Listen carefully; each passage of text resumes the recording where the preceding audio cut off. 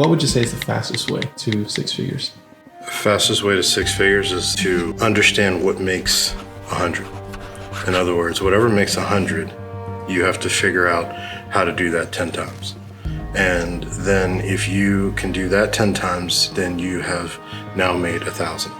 And if you can figure out how to make the 1,000 and do that 10 times, you now make 10,000.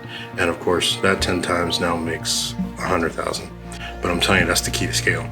It's the ability to understand what makes the little, and then it's a mathematical equation from that point forward in order to make a lot.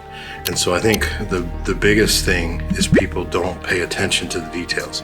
People don't pay attention to the research. And I would say the number one thing that affects business owners is really not having enough time to sit and think.